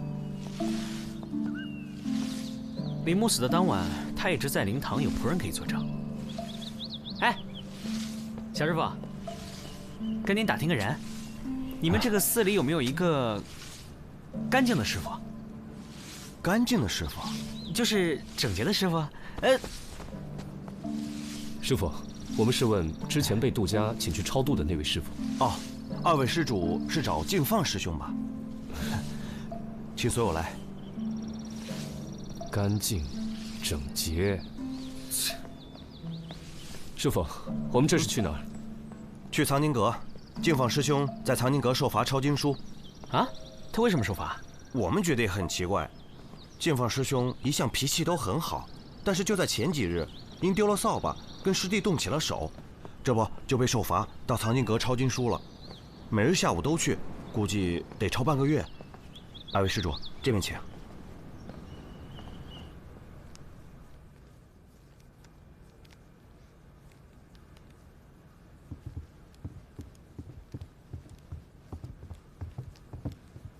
师兄，有2位施主求见，请。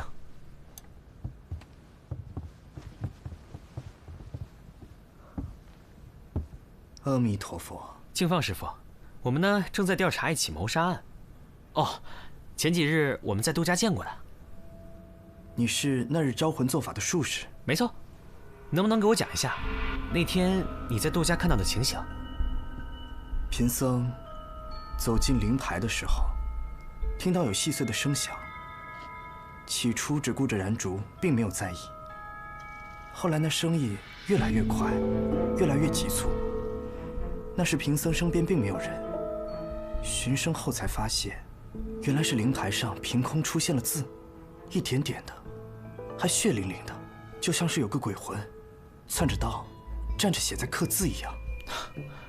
我听说前几日你都在抄写经书，那么忙，怎么还有时间去杜家帮忙啊？方丈把抄写经书的时间放在午膳后，那日夫人倾城来请，并无妨碍。你好好回忆一下，当日那个灵堂可有什么异样？冤魂显灵，戾气冲天，唯愿逝者早登极乐。阿弥陀佛。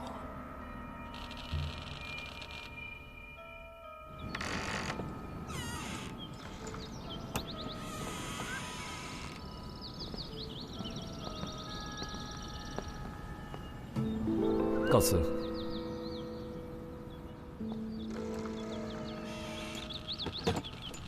二位施主，外边有人找你们。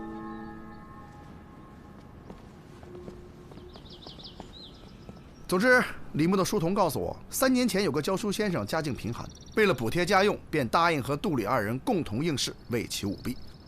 当时杜李二人的资历和才情都差得很远，杜成在考前就退出了。但是李牧为人急功近利。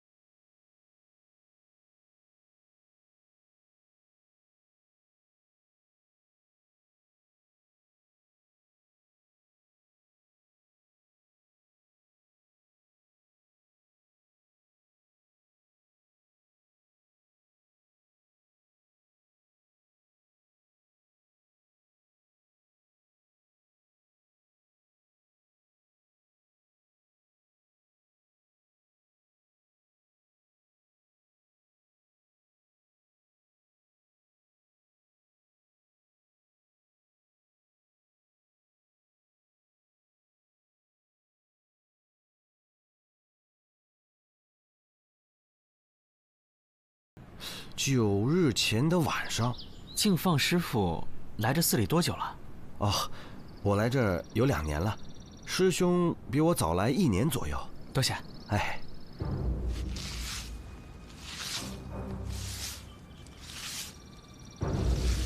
我们可以去逮捕净放了。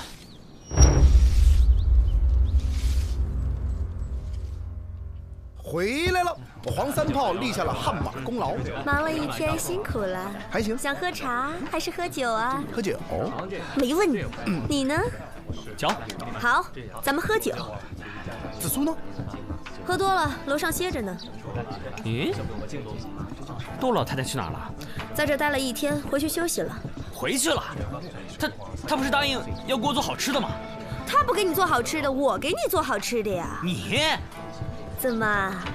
给你点颜色，你就开胭脂铺是吧？赶紧跟我说说案子。包子，卖包菜。从线索倒推，净放就是教书先生的姑子，也正是他杀了杜成和李介元，目的呢，当然是为父报仇。为什么？你没有把过程告诉我们呀？跟不上你的节奏啊？为什么？首先呢，我观察到，净放在抄经书的时候是一个左撇子，而藏经阁的大门呢是双开大门，需要用2只手的手掌同时给门打开。但是净放师傅不是，而是选择了用右手推开右门，再用右手推开左门。这是为什么呢？因为在他左边的手掌心当中有伤，而这伤是他对李牧行凶时使用冰蚕丝所致。即使他在手上缠了好多布作为防护，还是被冰蚕丝勒出了伤口。逮捕他时，果然在他的掌心发现了又细又深的伤口。那为什么要查他们打架的时间呢？这就是他聪明的地方。他突然转性，去跟小师弟打架，正是为了要掩盖他脸上和手上本来就有了伤痕。他为了制造鬼魂杀人事件，首先用麻绳狠狠地将杜城勒死。可是他没有想到，他勒死杜城的时候，杜城会用尽全力挣扎，手会向后用力地乱抓。因此，他在故意伪造了杜城自杀的现场之后，趁着夜晚看不清楚，故意找茬，与急性子的小师弟打斗，只为了用新伤掩盖旧伤。我去问过那小僧人，他们打斗那一天正是杜城死的当晚，因此才确定了敬放的犯罪事实。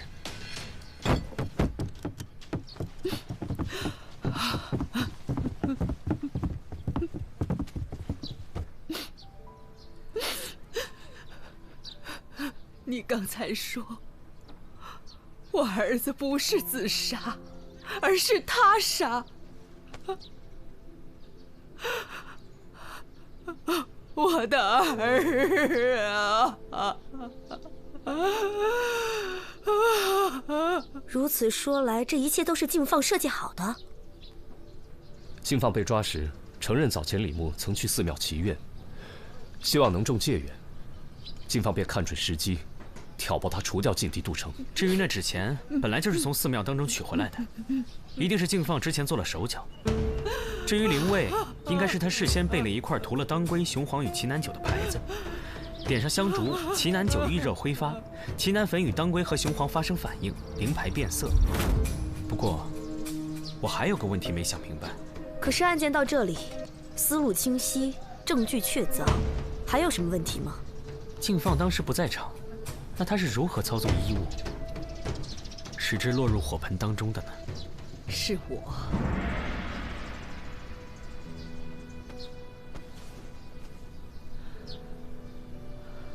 成儿走了以后，敬放找到我，表明了身份。他还告诉我，成儿并非落榜自缢，而是被李牧所害。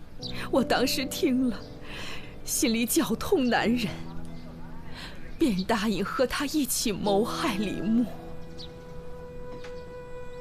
我初次到这里来求你们做法，也是他授意的。他说，只有这样先做铺垫，才能洗清干系，才能制造鬼魂杀人的舆论。设计纸钱、衣服，还有特别请敬放来做法，都是为了让大家误以为是成儿还魂，扰乱视听，以便洗清我们的嫌疑。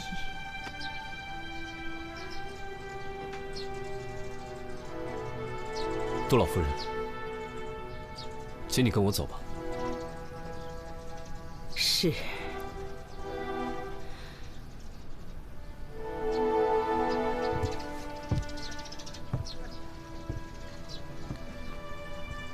这坛酒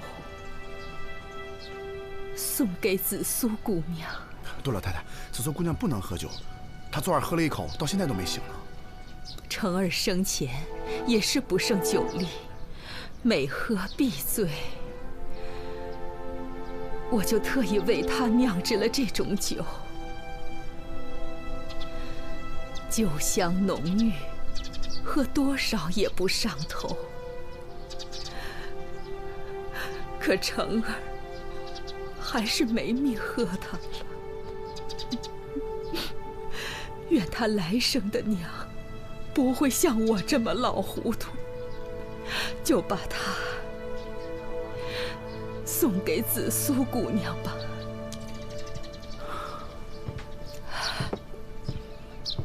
等等，他有苦衷，又是从犯，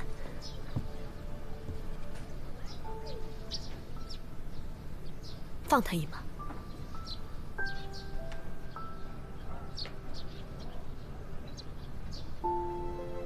他若以合谋论处，难逃死刑。但他也是受人所骗，或许可以从轻处置。李治，姑娘，费心了。重判也好，轻处也罢，终不过是拖着这把老骨头，了此残生而已。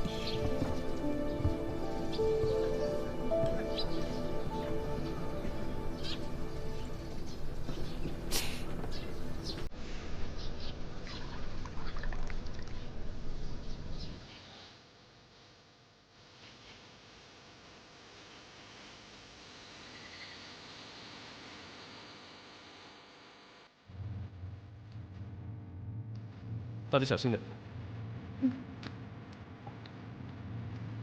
子苏，你小心点啊！兄弟，咱都小心点。哦，好。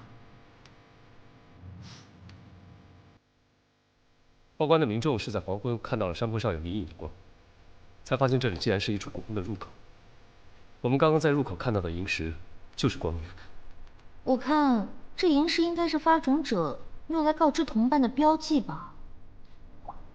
这个应该是秦朝时期的墓，这么久都没有被人开启，里面可能会有什么可怕的守护兽呢？耶！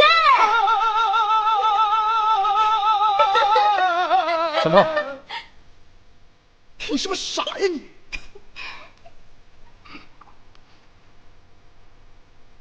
哎，我说子苏，你刚才说这墓是秦朝的，你是怎么看出来的？从我们刚刚进来入口雕刻的纹样和石像来看，很像是秦朝的工艺。进了墓之后，地上撒了几枚钱币，正面刻着半两，但是做工粗糙，应该是专门铸来做陪葬的冥币的。哎！你没事吧？没事。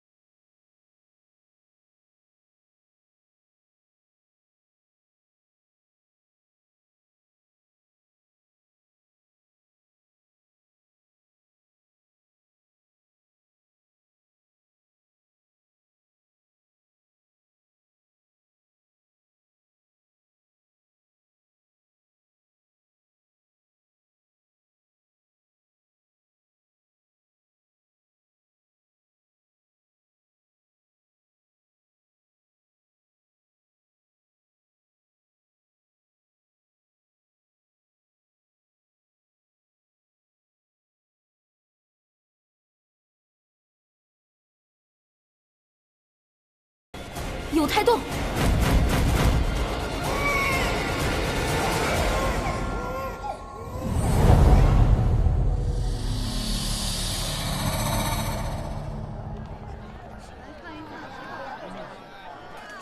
哎，会不会走路啊？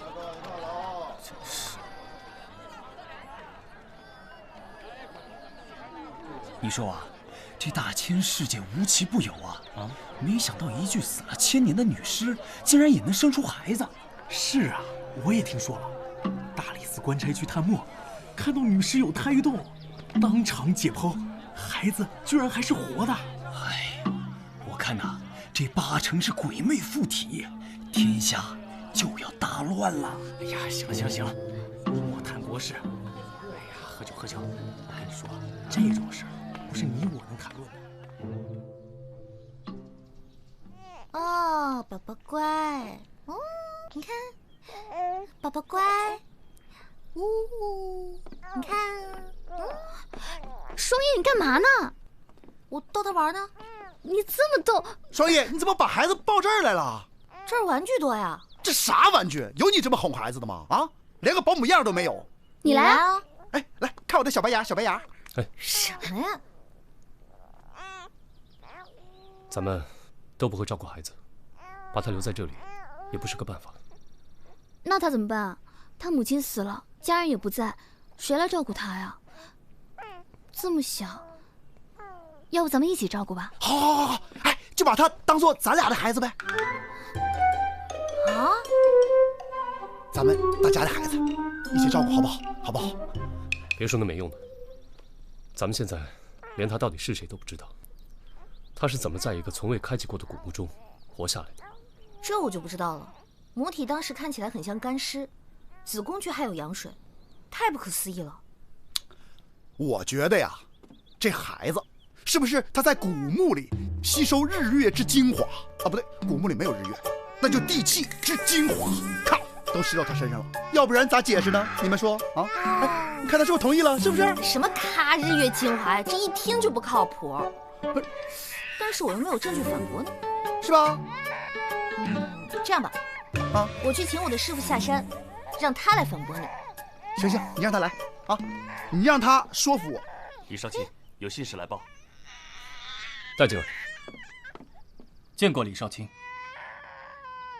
你是？小的是刑部郎中萧松元府上幸差，主人近日亲临长安，特意派我来向李少卿问好。还有一事，萧郎中听说少卿接了千年古婴的案子，不知进展如何？此事还在调查，暂时还没有眉目。我家主人说了，李少卿如果需要任何帮助，定请直言。李某在此谢过萧郎中的好意了，在下告退。这个萧郎中是什么人啊？他可听说本事大得很哦，办了几个毫无进展的发种案，还抓了一大批惯犯，才得以在刑部高升的。怪不得这个萧郎中这类消息那么灵通呢。我们之后也许还有需要他帮忙的事情呢。哟，行。哎，我的小宝贝儿，再哭我就把你送回去。胡说什么呢你？瞧把这孩子吓的，走开。